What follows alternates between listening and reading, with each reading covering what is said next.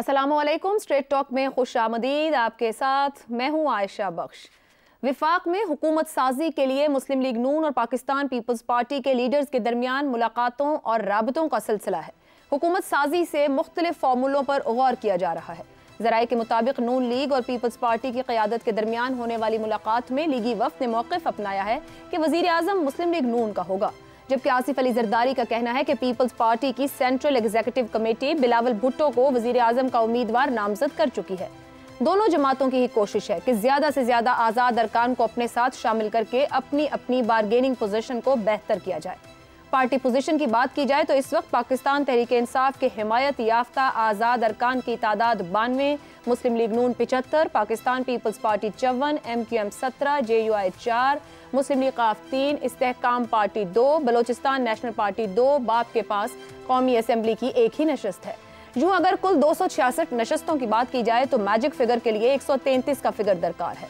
अगर नून लीग और peoples party की नशस्तों की बात की जाए तो मिलाकर उनकी तादाद 129 हो जाती है, यानी ये दोनों जमातें मिलाकर हुकूमत साजी के करीब पहुंच रही हैं। MQM, JUI, काफ लीग और इस्तेहकाम पार्टी की हिमायत यकीनी तौर पर हुकूमत बनाने वाले इत्तेहाद के साथ ही होगी। यूँ इत्तेहाद की तादाद 155 बन जाती है। 2022 की PDM जमातें बाआसानी हुकूमत बनाने की पोजीशन में आ चुकी हैं। जाहिर है इस सीधे साधे हिसाब किताब और जमा तफरीक का इन सियासी जमातों को भी इल्म है, तो फिर हुकूमत साजी के किसी फार्मूले पर मुत्तफिक होने का बाज़ाब्ता ऐलान सामने क्यों नहीं आया? जाहिर है अप्रैल 2022 की बार मामला इस कदर सादा नहीं था। उस वक्त PDM के रहनुमाओं के अपने दावों के मुताबिक एक अहम तयनाती होने से कबल इमरान हुकूमत को गिराना ज़रूरी था, इसलिए दुश्मन का दुश्मन दोस्त के उसूल के तहत इन तमाम ही जमातों ने फौरी तौर पर हुकूमत बना ली और शहबाज शरीफ को इस सेज का दुल्हा बना दिया गया। अब की बार सूरत हाल मुकम्मल तौर पर मुख्तलिफ है। तमाम ही सियासी जमातों के पास ताज़ा मैंडेट है, 5 साल की मनसूबा बंदी है, माशी, दाखिला और खारिजा पॉलिसी को 5 साल सामने रखते हुए मुरत्तब करना है। और अब की बार पीपल्स पार्टी और MQM की भी सियासी हैसियत में इजाफा हुआ है, इसलिए ये जमातें खास तौर पर पाकिस्तान पीपल्स पार्टी इस सूरत हाल से ज़्यादा फ़ायदा उठाने की कोशिश कर रही है। ऐसे में सवाल यही है कि इन बड़ी जमातों का हुकूमत साजी के हवाले से फैसला तो हो गया है, मगर वजारत उज़्मा, सदर और चेयरमैन सेनेट के लिए इस सौदेबाजी में किसको ज़्यादा मुनाफा होगा, इसको देखने में अभी वक्त दरकार है। अभी इस पर वक्त लगेगा, मगर मेल मुलाकातें हो रही हैं तो जाहिर बात है डीलिंग व्हीलिंग की कोशिश जारी है। कौन क्या हासिल कर पाएगा, क्या कोई किसी को दे पाएगा, इसी पर गुफ्तगू करेंगे। पैनल में हमारे साथ हैं हसन निसार, अबसार आलम, शहजाद चौधरी और जैगम खान। आप चारों का शुक्रिया। प्रोग्राम का सवाल, हुकूमत साजी के लिए PDM जमातों का मुमकिना फार्मूला, वजीर आजम कौन, ऐवान सदर का नया मकीन कौन होगा, चेयरमैन सेनेट की गद्दी किसके पास होगी? तो जनाब जो खबरें हैं कुछ इस किस्म की भी आ रही हैं, कोई फार्मूला पे काम हो रहा है। गुज़िश्ता रोज़ कोई 2.5 साल की बात हो रही थी, आज कुछ ऐसी खबरें भी आई कि 3 साल और 2 साल के फार्मूले की बाज़गश्त है। जिसके पास ज़्यादा नंबर है वो 3 साल और फिर दूसरा 2 साल। वजीर आज़म अगर एक तवील मुद्दत के वजीर आज़म के नहीं बनेगा तो शॉर्ट टर्म पॉलिसीज़ होंगी। हसन निसार साहब, आपको क्या लग रहा है, ये सियासी जमातें 2024 के इंतखाब के बाद जहां खड़ी हैं, 16 महीने गुजार के गई हैं, क्या करेंगी नया? क्या कुछ नया है कि अवाम को दे पाएंगी? आयशा, पहली बात तो ये है कि ये रहन पड़े हैं हम गद्दियों के, गद्दी नशीनों के और गद्दियों के, तो हमारे सवाल में भी गद्दी घुस गई है। लेकिन एक बात पहले इब्तदाई जुमला मैं ये अर्ज़ करूँगा कि मुझे पहली बार वोटर पे प्यार, उसको पहली बार मैंने बालिग बाइज़्ज़त बावकार देखा।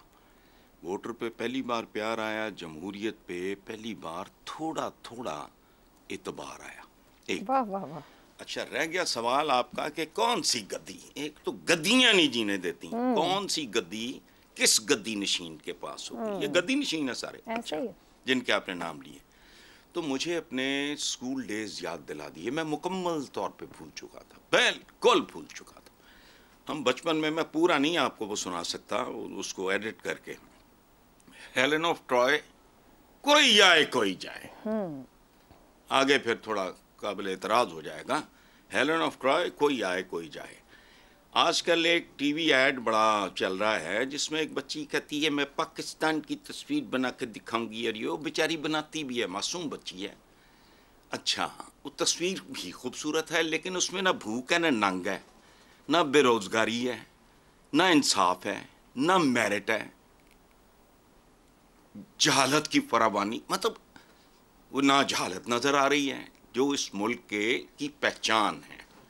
अब आपके सवाल का जवाब मेरी तरफ से ये है, मेरी तरफ से कोई आए जाए भाड़ में जाए, वो पाकिस्तानियों को, कोई इंसान का बच्चा आए और पाकिस्तानियों को इन लानतों बदसूरतियों से निजात दिला दे और इस मुल्क पे 75 साल रात के बाद दिन तुलू होता दिखाई दे, मेरी जरूरत भाड़ में जाएं। नहीं, भाड़ में ना डालें। अभी आपको वोटर पर प्यार आया, जमहूरियत पर एतबार आया, तो चले ये कहिएगा कि आप क्या समझते हैं, वजीर आजम पीपल्स पार्टी से आना चाहिए या मुस्लिम लीग नून से आना चाहिए?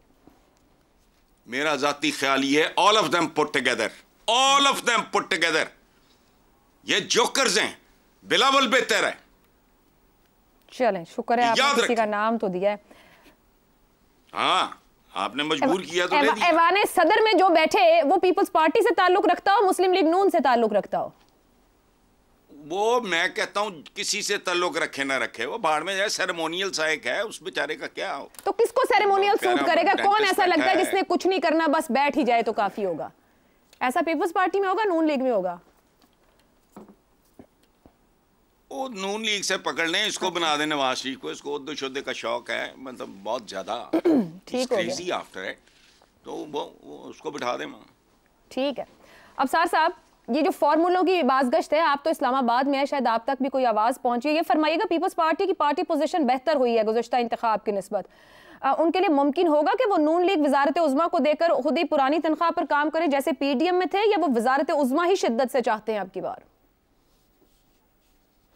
देखिए, आपके सवाल के जवाब से पहले एक तो हसन निसार साहब को मैं वेलकम कहना चाहता हूँ। Hasan Nisar Sahab, welcome to the club of जमहूरियत लवर्स। और आपने जो आज वोटर से मोहब्बत का इजहार किया है ना, वो कहते हैं ना, वोटर से, ये जो वोटर से मोहब्बत है ना, ये किसी और से मोहब्बत है। तो ठीक है, चले कुछ भी है, तो आप जमहूरियत के क्लब में तो आए, हमारे क्लब में तो आए, और वेलकम। आपको पेट्रन चीफ बनाएंगे आप इस क्लब का, क्योंकि आप सीनियर हम सबसे। तो ये तो होगी बात। दूसरी बात, उन्होंने, you welcome sir, you welcome. दूसरी बात, आयशा, जब हसन निसार साहब ने जिक्र किया ना एक ऐड का, तो मैं समझा शायद वो उस ऐड का जिक्र कर रहे हैं जिस ऐड का जिक्र करने पे आपने पाबंदी लगाई हुई है, पट्टी वाला। तो मैं नहीं करता। तो खैर, उन्होंने किसी और ऐड का जिक्र किया। जब आपकी बारी आएगी आप जरूर ऐसा कुछ बोलेंगे, आपसे रहा नहीं जाएगा कि आप ना बोलें। बहुत शुक्रिया, बहुत शुक्रिया। आप इतना अच्छी तरह समझ चुकी हैं, तो और बस अब प्रोग्राम बेहतर ही हुआ करेगा फिर, इसका मतलब है। अब सवाल पर आ जाए आप। अच्छा, तो आपने जो सवाल का जवाब खुद दे चुकी हैं आप, कि जो जिस जमात के नंबर ज्यादा है सीट का, वो 3 साल लेगा, और जिस जमात के नंबर कम हैं वो 2 साल लेगा। तो मैं ये सोच रहा था कि चलें लगते हाथों पीटीआई के इंडिपेंडेंट को भी मिला लें साथ, उनका नंबर भी काफ़ी ज़्यादा है, तो ये 5 सालों को 2-2 और 1 में कर लें, ये भी तो हो सकता है।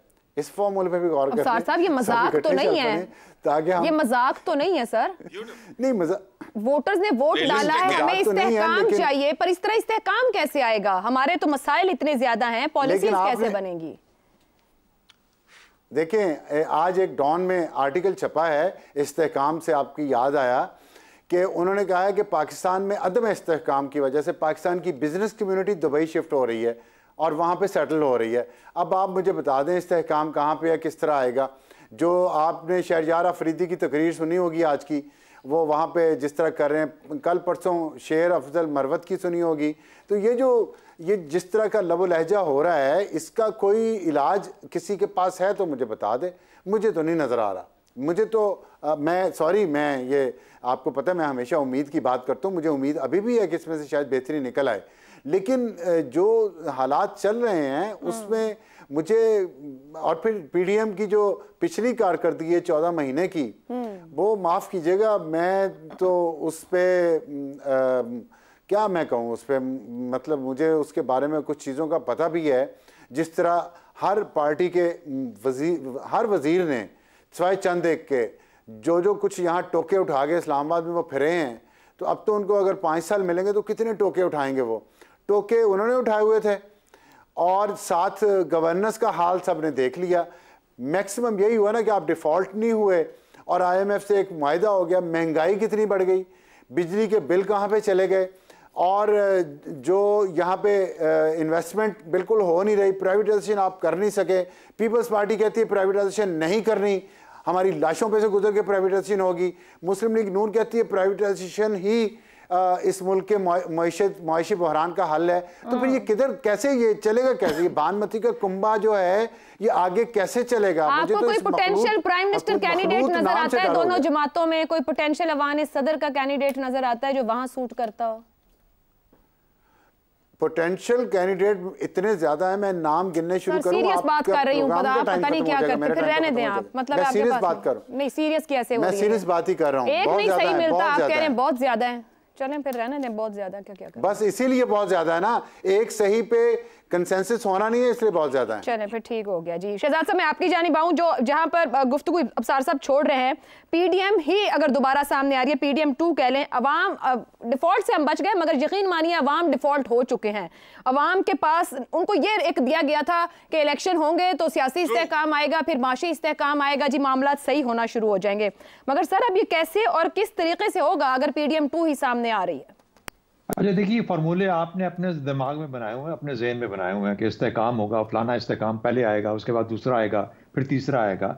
ये एक प्रोसेस है, ये आहिस्ता आहिस्ता चलेगी, और जब तक इसकी बुनियाद सही नहीं पड़ेगी उस वक्त तक कोई इस्तेहकाम नहीं आ सकता। उसकी बुनियाद कैसे है? पहली मरतबा आपके मुल्क के अंदर इलेक्शंस के अंदर आवाम की आवाज़ को सुना गया है, और ऐसे लाउड एंड क्लियर सुना गया है कि उसकी गूंज दूर दूर तक फैली है। चाहे आप उसको उसका मुकम्मल तौर पर उसका जो रिवॉर्ड मिलना चाहिए उस आवाज़ का उसके मुताबिक होना चाहिए, वो हो ना हो, लेकिन एक फिर से उम्मीद खड़ी हो गई कि इनकी आवाज़ को कोई दबाया नहीं जा सकता। इसका मतलब क्या हुआ? आज नहीं 5 साल बाद, 5 साल बाद नहीं 10 साल बाद इनकी आवाज़ मुकम्मल तौर पर सुनी जाएगी। और जब मुकम्मल तौर पर सुनी जाएगी तो उस वक्त जब अवाम इस प्रोसेस का हिस्सा बनेंगे तो फिर ये इस्तेहकाम आएगा। जब अवाम को आप अलहदा कर दोगे और सिर्फ ऊपर ही ऊपर एक इस्तेहकाम की शक्ल बना के बैठेंगे तो वो इस्तेहकाम नहीं होगा, वो एक जैसे कहते हैं ढांचा होगा, एक आर्टिफिशियल ढांचा होगा। एक तो बात ये होगी। दूसरी बात, पीडीएम 1 जो थी ना वो सियासी मफादात थे, पीडीएम 2 जो है ये मजबूरी है। अच्छा, अब इस मजबूरी से आसानी उठाई जा सकती है, तरीका निकाला जा सकता है। वो ये जिस तरीके से अफसार साहब ने कहा कि आप पीटीआई को भी शामिल करो इसके अंदर। अगर ये भार उठाना है, आपका एक सवाल था कि ये 16 महीने का भार कौन उठाएगा, ये 5 साल का भार होगा।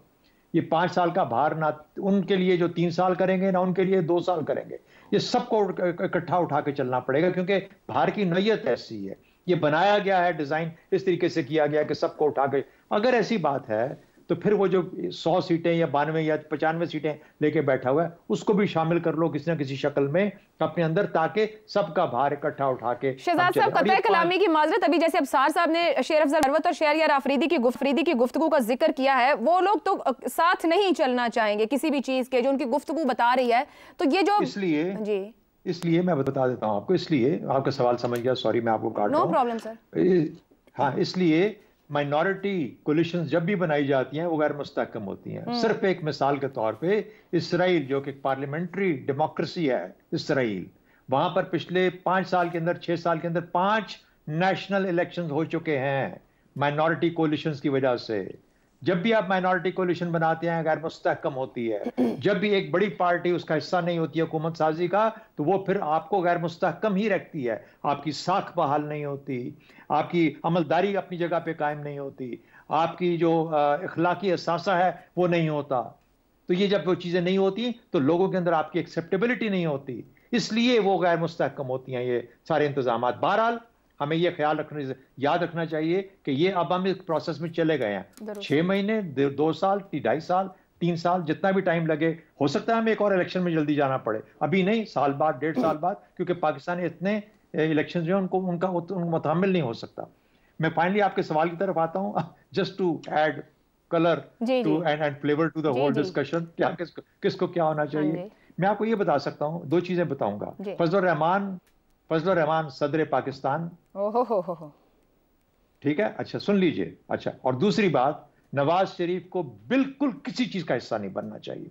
अगर वो कहीं पे भी किसी चीज का हिस्सा बने तो मैं समझता हूं it will be far below वो जो 40-42 साल का उनका कैरियर है, उनकी डिग्निटी ये डिमांड नहीं करती कि उनको कोई इस तरीके से कोई जैसे होता है ना कि आर्म्स दे, कोई उनको वो पकड़ाए कि अच्छा ये आप पकड़ लें बख्शीश के तौर पे, तो आप फलाने नहीं, लेट बी, आप you are not there, Jahangir Tareen है, सिराजुल हक है, एक मिसाल को कायम करें। और पाकिस्तान में इस दफा बहुत सारी ऐसी मिसालें कायम हुई हैं जहां पर लोगों ने खड़े होकर कहा है कि नहीं, हम इस काबिल नहीं थे कि हम जीतें, इसलिए हम अपनी जीत को हम रिफ्यूज करते हैं, हम एक्सेप्ट नहीं करते। तो ये चीज करने की जरूरत है। अगर नवाज शरीफ साहब वजीर आजम रह गया है, किसको होना चाहिए? जी सॉरी, वजीर आजम। देखिए वजीर आजम जो भी होगा ना, वजीर आजम जो भी होगा, शहबाज साहब और बिलावल में से किसी को होना चाहिए, किसी और को बना देना चाहिए? मेरा अपना ख्याल ये है कि शहबाज शरीफ साहब पहले 3 साल वाला वजन थोड़ा ज्यादा है, वो कैरी करेंगे, और फिर 2 साल आखिरी जो होंगे, अगर उस वक्त तक चले हम इस तरीके से, तो बिलावल साहब आ जाएंगे। उस वक्त इनकम्बेंसी का प्रेशर भी ज्यादा होता है, काम जितने खराब हो चुके होते हैं वो सारे हो चुके होते हैं, उसका वजन भी बिलावल पे दुरुस्त हो गया। ज़ैम साहब की जानिब आऊं, 2024 इलेक्शन की बुनियाद पर PDM-2 अपनी साख बहाल कर लेगी, और साथ ही साथ आपके ख्याल में क्या नवाज शरीफ मिसाल कायम करेंगे जो शहजाद साहब कह रहे हैं? देखिए, एक तो आपने तहिया किया है आज हमें नजूमी बनाने का, तो चलिए ठीक है, ये तो पॉलिटिकल एनालिसिस आपने देना है, बड़ा क्लोजली आपने इलेक्शन मॉनिटर किया, आपके पास तो ऑप्शंस भी कम ही हैं कि आप फाइंड आउट करें इसमें से। ठीक है। उस शहजादी डायना ने कहा था कि we were 3 in this marriage, it was a bit crowded for a marriage, कि ये शादी में सिर्फ 2 बंदे नहीं थे, 3 थे। इस वक्त भी दुल्हा और दुल्हन के अलावा काजी भी मौजूद हैं, और काजी उन दोनों से ज़्यादा अहम है। तो ये फैक्टर सबसे पहले जहन में रखिए। देखिए, पीपल्स पार्टी ये कह रही है कि उसकी एग्जीक्यूटिव कमेटी ने फैसला कर लिया है कि वज़ीर आज़म के उम्मीदवार बिलावल भुट्टो होंगे। अब इसका क्या मतलब है? मेरे ख्याल में ज़रदारी साहब बहुत अच्छी तरह जानते हैं कि बिलावल को वज़ीर आज़म के तौर पर इस वक्त कबूल नहीं किया जाएगा, वो वज़ारत उज़्मा के कैंडिडेट नहीं हो सकते, और मेरे ख्याल में वो अपनी सदारत के दाव पर है, यानी वज़ारत उज़्मा पर इसरार करके वो अपनी सदारत की कैंडिडेसी को पक्का करना चाहते हैं। ये 2 साल 3 साल वाला फार्मूला नहीं चल सकता। ये झूले नहीं है कि पहले एक बच्चा झूठे खाएगा फिर दूसरा बच्चा झूठे खाएगा। ये पाकिस्तान की वज़ारत उज़्मा है, इसको सीरियस लेना पड़ेगा। मुस्लिम लीग इस वक्त लीड पार्टनर है, और उसको लीड पार्टनर ही बनाया जाएगा काजी साहब की तरफ से, और पीपल्स पार्टी को काजी साहब की तरफ से जूनियर पार्टनर ही बनाया जाएगा। ये हम जानते हैं कि काजी साहब से इन दोनों की रिलेशनशिप की नौइयत क्या है। मेरा ख्याल है बेहतर ये होगा कि इस दफ़ा वज़ारत उज़्मा किसी गैर शरीफ को दी जाए। ये जो मौरूसी सिस्टम है, ये जो घर में ओहदे बांटने का मामला है, इसी की वजह से ये पार्टियां आज यहाँ पहुँची हैं। यहाँ से इन्हें अपनी पार्टियों के सियासी कल्चर को बदलने की इब्तदा करनी चाहिए, लेकिन मुझे मालूम है, आपको भी मालूम है कि ऐसा नहीं होगा। जो आँख का तारा है वो शहबाज शरीफ है, वो फेवरेट है, उसका सबसे ज़्यादा इम्कान है। तो शहबाज शरीफ साहब ही वज़ीर आज़म बनेंगे, ज़्यादा चांस उनका है। नवाज़ शरीफ साहब इस वजह से भी नहीं बनेंगे कि मेरे ख़्याल में इस वक्त जो सूरत हाल है वो मज़ीद अपनी बेइज़्ज़ती ख़राब नहीं करवाना चाहेंगे, या उन्हें मज़ीद अपनी बेइज़्ज़ती ख़राब नहीं करवानी चाहिए। अपनी सेल्फ़ रेस्पेक्ट की वजह से शायद वो वज़ीर आज़म बनना ही ना चाहें। अब एक ओहदा बाकी बच गया, आपने पूछा था चेयरमैन सेनेट का। अब मेरी दुआ है कि अल्लाह ताला पाकिस्तान की मईशत पर रहम खाते हुए इसहाक डार साहब को इस ओहदे पर फायज़ फरमा दे, ताकि हमारी मईशत जो है वो किसी और बंदे के हाथ में चली जाए। अगरचे इसहाक डार साहब जो बाकी चारों मईशतदान थे पार्टी के, उनको बाहर निकलवा चुके हैं, और उन्होंने कोई बंदा दूसरा पार्टी में ऐसा छोड़ा नहीं है। अगरचे कुछ लोग हो सकते हैं कैंडिडेट, लेकिन जितने प्रॉपर इकोनॉमिस्ट थे पार्टी के, उनको वो निकलवा चुके हैं। ठीक, अब पता नहीं आपकी इस बात पर इसहाक डार साहब खुश हो रहे होंगे या आपके इस राय से इत्तेफाक ना करते हो, मगर आपने जहां वज़ारत उज़्मा और जूनियर पार्टनर की बात की, सर एक नंबर 92-93 का भी है जो जीत कर सीटें पहुंचे हैं, वो सुकून से अपोजिशन में बैठ जाएंगे और चीज़ों को चलने देंगे? देखिए, इस सूरत हाल में PTI किसी सूरत में भी किसी कोalition गवर्नमेंट का हिस्सा नहीं बनेगी। अगर ऑप्शन होती भी, पहली तो बात, ये ऑप्शन उनको हरगिज़ अवेलेबल नहीं है। अगर वो चाहते भी तो नहीं बन सकते थे, लेकिन अगर अवेलेबल भी होती भी तो मेरा ख्याल है पीटीआई की पॉलिटिकल सेंस जो है अवाम की हद तक, देखिए पॉलिटिकल सेंस की दो बातें होती हैं, एक होती है जोड़ तोड़ की सियासत कि कैसे मिलकर आप ओहदा हासिल करें, एक होती है कि आपकी अवाम की नब्ज़ पर हाथ हो। पीटीआई की अवाम पर बहुत बेहतर नब्ज़ है। इस वक्त पीटीआई को पब्लिक ओपिनियन के लिहाज से बिल्कुल वारा नहीं खाता उनके अपने नैरेटिव के हिसाब से कि वो किसी भी कोalition का हिस्सा बने। अगर ये उनको ऑप्शन अवेलेबल भी होती तो वो इसका हिस्सा नहीं बनेंगे, वो अपोजिशन जाएंगे, और उसमें मेरी ख्वाहिश होगी कि इस बार वो पॉलिसी बेस्ड अपोजिशन करें, ऐसी अपोजिशन करें जिसकी वजह से पाकिस्तान की पॉलिसियां बदलें।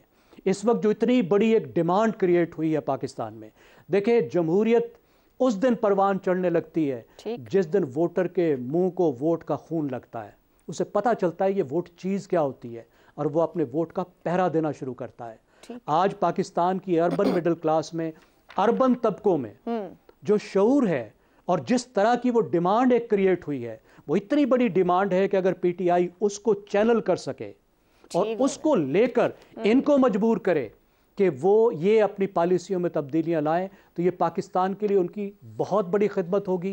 जाहिर है बड़ी पार्टी है, कल को हुकूमत में तो वो आ सकती है। दुरुस्त हो गया जी। हमारे सवाल के जमात उज़्मा के उम्मीदवार हैं वो बिलावल भुट्टो और शहबाज शरीफ का ऑप्शन आया है, और सदर के लिए नवाज शरीफ, फजलुर रहमान, सदर जरदारी, साबिक सदर जरदारी, 3 ऑप्शन है। और जैगम साहब ने तो चेयरमैन सेनेट के लिए सागदार का नाम भी दिया है। नवाज शरीफ के लिए ये ऑप्शन है, या तो सदर हो जाएं या फिर खामोश हो जाएं, जिस तरह की 2 और जमातों के सरबराहान ने मिसाल कायम की। एक ब्रेक लेते हैं, ब्रेक से वापस आएंगे तो बात करेंगे बड़े बड़े हलकों से बड़े बड़े लीडर सामने आए मगर बड़ी बुरी तरह शिकस्त खाई है, हुआ क्या है इस ब्रेक के बाद।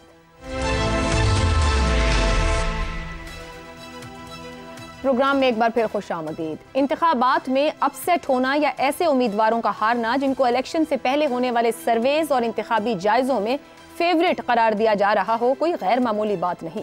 ताहम 2024 के इंतखाबात में कई ऐसे अपसेट भी हुए जो बहुत ही ज्यादा दिलचस्प है। खैबर पख्तूनख्वा की बात करें तो NA4 से साबिक वजीर आला महमूद खान, NA15 से साबिक वजीर आजम नवाज शरीफ, NA24 से आफ्ताब शेरपाव का तीसरे नंबर पर आना, NA25 से अमल वली खान, NA32 से गुलाम अहमद बिलौर, NA33 से परवेज खटक, NA44 से मौलाना फजलुर रहमान। इसी तरह पंजाब में देखें तो जिला रावलपिंडी से माजी करीब के 3 अहम इलेक्टेबल्स चौधरी निसार अली खान, शेख रशीद और गुलाम सरवर खान की शिकस्त। NA67 से नवाज शरीफ के जलसे के बावजूद सायरा अफजल तारड़ की शिकस्त।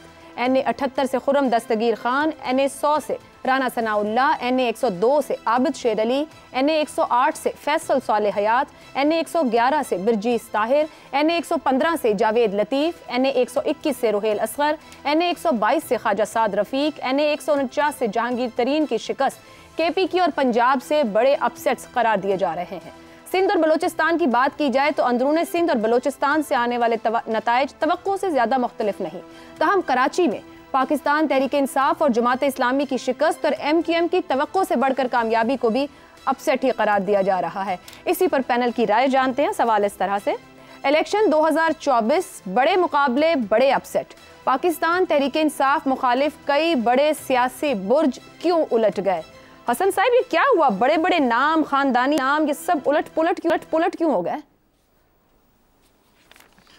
देखें आयशा, पहली बात तो ये है कि इनमें से ज़्यादातर, आपने लाहौर में वो यास्मीन राशिद का, बहरहाल जो भी है दुनिया जानती है, लाहौर का बच्चा बच्चा जानता है, इनमें से ज़्यादातर बुर्ज थे ही नहीं। बात को समझ नहीं, ये डे 1 से घटिया किस्म की चौबुर्जियां थीं। इस बात को समझने के लिए या समझाने के लिए मेरी ज़रूरत नहीं आपको समझाऊं। देखें, किसी उस्ताद ने अपने क्लासरूम में ब्लैक बोर्ड पे चौक से एक लकीर लगाई और अपने स्टूडेंट्स को कहा, को एजुकेशन का था वो स्कूल, कि इस लकीर को, चौक से जो मैंने लकीर लगाई है, इसको हाथ लगाए बगैर छोटा कर दो। और आप में से बच्चों में से है कोई, तो आप जैसी एक जहीन शरारती बच्ची उठी, उसने चौक उठाया, उससे लंबी लकीर लगा कि लें जी, हाथ लगाए बगैर मैंने इसको छोटा कर दिया।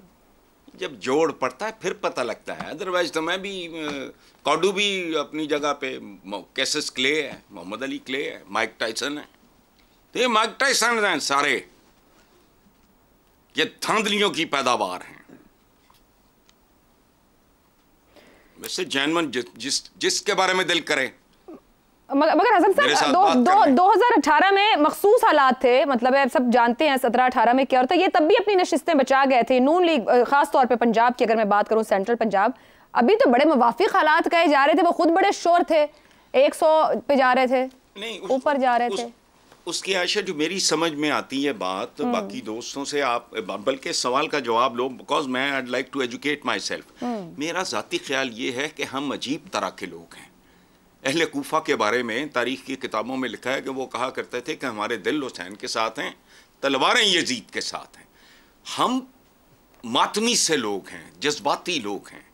ये पीटीआई के साथ जो मैं डे वन से मेरा बिल्कुल मैं जानता था कि सिंपथी हमारे यहाँ एक मतलब कातिल को भी अगर सजाए मौत हो जाए ना, सच्ची बात, अगर वो बहुत ही बदकार आदमी नहीं है, उस पे भी लोगों के ना दिल हमारा टाइप है। ठीक है, ये टाइप को ऐसा करते हैं, साइड पे भी रखते हैं। अब सार साहब टाइप को जरा साइड पे रखते हुए, ये जो वस्ती पंजाब में नून लीग की कारकर्दगी रही, वो जिन्होंने कहा था साड़ी गल हो गई है, उनकी सीट भी नहीं बच सकी है, नून लीग के इलेक्टेबल्स की शिकस्त है। समझ तो गए होंगे गल सिर्फ आवाम से ही होती है।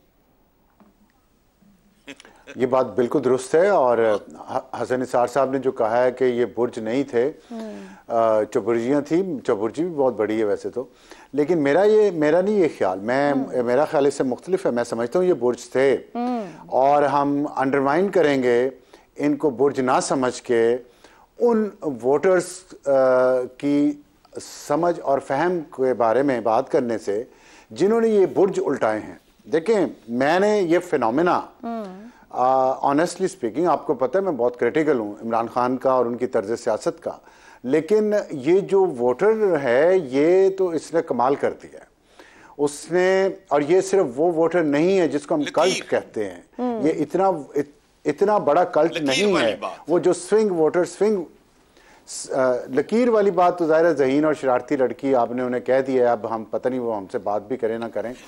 तो लकीर वाली बात पे मुझे नहीं समझ आ रही मैं क्या इसका जवाब दूं। लेकिन मैं जो बात कर रहा हूँ वोटर की, देखें जो मैं स्विंग वोटर की बात करता रहा हूँ, पंजाब में बहुत ज़्यादा स्विंग वोटर है। ये स्विंग वोटर जो उस तरफ गया है ना, उसने क्या महसूस किया है? क्या वो एंटी एस्टेब्लिशमेंट वोट था? क्या वो इस पीडीएम की जमातों की तर्ज सियासत से तंग था? वो कल्ट नहीं है, मैं आपको बताऊं। कल्ट गया है, कल्ट ने तो रहना ही वही होता है जहां होता है वो, लेकिन कल्ट के अलावा बहुत वोटर गया है वहां पे, और उन्होंने जाके खामोशी से वोट डाल के आगे हैं, उन्होंने अपना फैसला सुना दिया। इस वजह से ये बुर्ज उल्टे हैं। और बहुत सारे लोग ऐसे हैं इन बुर्जों का जिनका आपने नाम लिया, उनको शायद कहीं से ऑफर हुई थी कि आपको जीता हुआ दिखाया जा सकता है, लेकिन उन्होंने इनकार किया कि नहीं, हम नहीं उसमें शामिल होना चाहते। और दूसरी बात ये कि ये इस बात पे, इस साइंस पे जो ये सियासी जमातें ना डायनासोर की जो तरह हैं और जो शायद एक्सटिंक्ट होने के मुकाम पे आ चुकी हैं, इन्हें सोचना चाहिए, इन्हें इस पे रिसर्च करनी चाहिए कि इस वोटर ने, जो पीटीआई का वोटर बाहर निकला है, वो किस बात पे निकला है कि परफॉर्म उन्होंने किया नहीं कभी। जो थी 5 साल अगर उन्हें पंजाब में मिले तो तबाही कर दी, लेकिन फिर भी उनके साथ क्यों खड़े हुए? क्या ये इसकी रीजन क्या है? जैसे मैंने कहा कि एंटी एस्टेब्लिशमेंट रीजन है, या सियासी जमातें पुरानी जो हैं उनसे उनकी नफरत है? क्या वजह है? जिन जमातों को रिजेक्ट किया है और जहां वोट दिया है वहां से ना कोई परफॉर्मेंस थी ना वादा था, मगर वोटर वहां खड़ा है। वजह क्या है? ब्रेक के बाद। शहजाद साहब, आप कहिएगा, नून लीग के हारने वाले वुज़रा महंगाई को जिम्मेदार ठहरा रहे हैं, मगर महंगाई का असर क्या फिर फैसलाबाद, गुजरांवाला, शेखुपुरा तक रहा? पंजाब के बाकी इलाके महफूज? पीपल्स पार्टी भी हुकूमत का हिस्सा थी, मगर उनकी तो वोट बैंक बड़ी है और नशिस्तें भी बड़ी हैं। असर सिर्फ नून लीग के कुछ वुज़रा पर रहा? महंगाई तो हमेशा से रही है। हमें कभी भी महंगाई तो ये नहीं कह सकते आपके, हाँ पिछले चंद सालों में बहुत तेजी से बढ़ी, लेकिन हमेशा महंगाई का रोना तो रोते रहे अवाम बेचारे। अवाम को तो कभी पूछा नहीं किसी ने। लेकिन आपने सुना है आवाज़े खल्क को नकाराए खुदा समझो। अब नकाराए खुदा जो लफ्ज़ है ना, इसके ऊपर गौर करें और जान लें कि इसका जो वो ये नकारा बजता है तो इसका मतलब क्या होता है। आवाज़े खल्क, जब जिसा वो हसन साहब कह रहे थे ना कि आवाज़ और तलवार, मेरा दिल तो उधर है, मेरी तलवार उधर है। जब आपकी आवाज़ ही तलवार बन जाए तो फिर बहुत सारे बुर्ज जो हैं उनको काट दिया जाता है। तो आवाज तलवार पहली दफा बनती देखी गई इन इलेक्शंस के अंदर। अगले इलेक्शनों में इससे भी ज्यादा सख्त तरीके से आवाज उठेगी, उससे अगले में इससे भी ज्यादा तेज, इसलिए बुर्ज उल्टे जाएंगे। दूसरी बात, जनरेशनल चेंज, वो जो डायनासोर्स थे उनका वक्त खत्म हो गया। इसलिए बार बार मैं कह रहा हूं, जो डायनासोर्स हैं वो एक्सेप्ट करें कि डायनासोर्स हैं और मैदान खाली करें। कुछ पार्टियां स्मार्ट हैं, वो आगे निकलती जा रही हैं, वो अपनी अगली जनरेशन को हैंड ओवर कर रही हैं। वो देखिएगा दिल be better position in 5 years 3 years 4 years। जो उनके मुकाबले में जो आज भी कहेंगे हमें हुआ क्या, मेरी गद्दी किधर गई, मेरी सीट किधर गई। और तीसरा, जिसने टेक्नोलॉजी को एम्ब्रेस किया, जिसने टेक्नोलॉजी को एम्ब्रेस किया और उसको एक इंतशार ना जाना, उसको सोशल मीडिया को गालियां ना दी, बल्कि उसको अपनी प्रोसेस का हिस्सा बनाया, वो हमेशा कामयाब और कामरान रहेगा आने वाले वक्तों के अंदर। आने वाले वक्तों के अंदर जो बेहतर तौर पे इन चीजों को हैंडल कर पाया, इसलिए बुर्ज उल्टे गए। और फाइनली आपको एक बात बताऊं, जानने वाले का कहना है, अब सार साहब की बात से मुमासलत रखती है। उसने कहा कि जो बुर्ज उल्टे गए, इतने बड़े बड़े नाम रह गए, कहते हैं उनको उनकी सहूलतकारी नहीं की गई या नहीं हो सकी। यानी जो बुर्ज नहीं उल्टे उनकी सहूलतकारी हुई, जो बुर्ज उलट गए उनकी सहूलतकारी नहीं की गई। तो इसका मतलब है कि आवाज इतनी स्ट्रांग थी कि कुछ भी सामने नहीं रह पाया जब तक एक पीछे से मदद नहीं आई। सब कुछ बह गया, वो जो प्लान्स थे वो ना हो पाया। ज़ैगम साहब, आपकी क्या ओपिनियन है? और केपीके के अंदर तो खैर से खानदान जो जितने पॉलिटिकल थे सबके सामने सिर्फ पीटीआई दिखाई देती है ऊपर। ये जो इलेक्शन था ये ज़वाल पजीर पार्टियों का नौहा था, लेकिन हमारे जो बुज़ुर्ग हैं, सियासी बुज़ुर्ग हैं, उनके पास आला समाअत ही नहीं है। ये आवाज़ बहुत दिनों से आ रही थी। जिस नकारा खुदा की बात शहजाद साहब ने की, ये कई साल से सुनाई दे रहा था। 2010 से हम वार्न कर रहे थे पीपल्स पार्टी को कि ज़मीन तुम्हारे नीचे से खिसक रही है। सर्वेस बता रहे हैं तुम्हारा वोटर छोड़ के जा रहा है एक दूसरी जमात की तरफ। 2-3 सालों से हम बता रहे थे मुस्लिम लीग नवाज़ को कि तुम्हारे नीचे से भी ज़मीन खिसक रही है। समझ नहीं आई। जो दूसरी पुरानी पार्टियां हैं, जो दूसरी डायनेस्टिक पार्टियां हैं, ANP और JUI, उनको भी समझ नहीं आई। मुख्तसर तरीन अल्फाज में ये इलेक्शन क्यों मुख्तलिफ था? देखिए, एक तरफ वो तमाम जमातें थी जिनके मालिकों और अवाम के दरमियान में इलेक्टेबल्स थे, वो अवाम तक बज़रिया इलेक्टेबल पहुंच रहे थे। एक पार्टी थी जिससे तमाम इलेक्टेबल छीन लिए गए थे, जिसके पास बिरादरियों के सरबराह नहीं थे और इलेक्टेबल नहीं थे। वहाँ पार्टी थी और अवाम थे। कौन जीता? इलेक्टेबल वाले या बराह रास्त अवाम तक पहुँचने वाले? ये वो बुनियादी तब्दीली है, और ये तब्दीली आ सकती है जब पार्टियां खुद अपने आप को बदलें। ये 300 डायनेस्टीज जिनके ज़रिए से ये पाकिस्तान को चला रही हैं, जिसकी वजह से ये 10,000 मुंतखब हुकूमतों, लोकल गवर्नमेंट्स का गला घोंटती हैं। जिस तरह से इन्होंने अपनी पार्टियों को खानदानी जागीरें बना रखा है, सही, ये अब चलने वाला नहीं है। वही लोग, वही ख़ानदान, वही चेहरे, वही पॉलिसियाँ, वही कारोबारी मफादात हमारी नस्ल ने भुगत लिया। ठीक, नई नस्ल भुगतने को तैयार नहीं है। ये इनको समझना होगा। और नई नस्ल को समझने का मतलब ये नहीं है कि ट्विटर पर तुम भी 500 बंदे मुलाजिम रख लो। बिल्कुल सही। इसका मतलब है कि नई नस्लों के एस्पिरेशन समझो और उनको सियासत में हिस्सेदार बनाओ। बिल्कुल ठीक, उनको लाओ। बिल्कुल ठीक, तो तब ये बदलेगा। दुरुस्त हो गया जी। पैनल ने जो राय से यही कहा जा सकता है कि फैसला अवाम का है, अब भी बदल जाओ और आवाज़े खल्क को नकारा खुदा समझो। प्रोग्राम से इतना ही, इजाज़त दीजिए, अल्लाह हाफ़िज़।